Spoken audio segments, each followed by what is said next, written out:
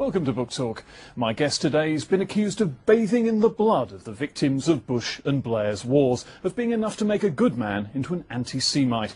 He's Nick Cohen, the Observer columnist, whose book What's Left? How Liberals Lost Their Way is a brutal polemic. He accuses the left of losing its moral and political bearings, of becoming an apologist for international terrorism and militant Islam. The book's generated a storm of criticism, an avalanche of hostile reviews. So, Nick, what precisely are you accusing? Some good ones as well, you know. Some good ones. Quite a few good ones, actually. And what are you accusing your erstwhile comrades on the left of doing? Well, look, here's a way to sum it up. Suppose, heaven forfend, a bomb was to go off in the London Underground tonight.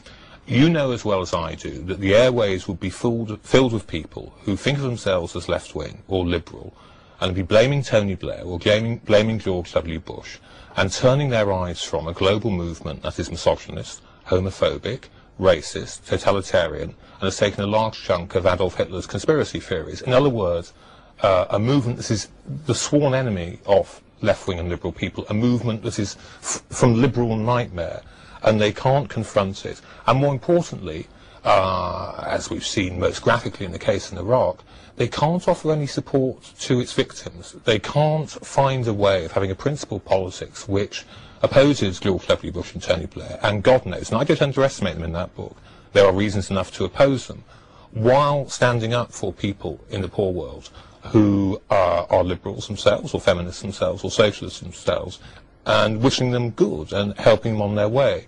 In other words, why are so many people who call themselves left-wing going along with the movements, the regimes and the ideas of the far right, which we're meant to be against? If we're against anything, we're meant to be against that. That used to be the bottom line. Well, you mentioned the word Iraq there, and a lot of people on the left retort to your book that you were a supporter of the Iraq invasion, you thought it was a good idea, and this book is an extended exercise in sour grapes because it all went horribly wrong. Look, I would have written this book if I'd opposed the war against Iraq. I'd have written it if I supported it and then thought, oh God, let's put Saddam Hussein back.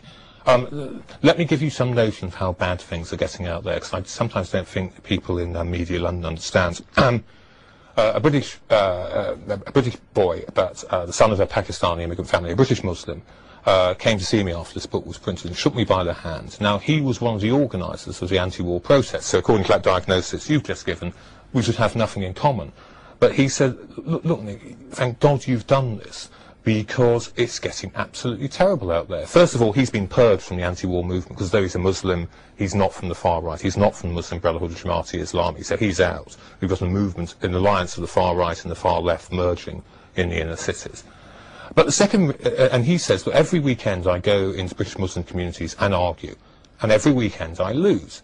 And one of the reasons I lose, not the sole reason, but one of them is that liberal-minded people, the great and the good, who come into these studios every now and again, have been so maddened by Bush and Blair. They're not standing up for the best values of this country. They're not standing up for democracy or the emancipation of women or freedom of speech and offering that to British Muslims. So this guy's going into the inner cities and he's saying, well, where's the backup? Where's the support? Why is every time I turn on my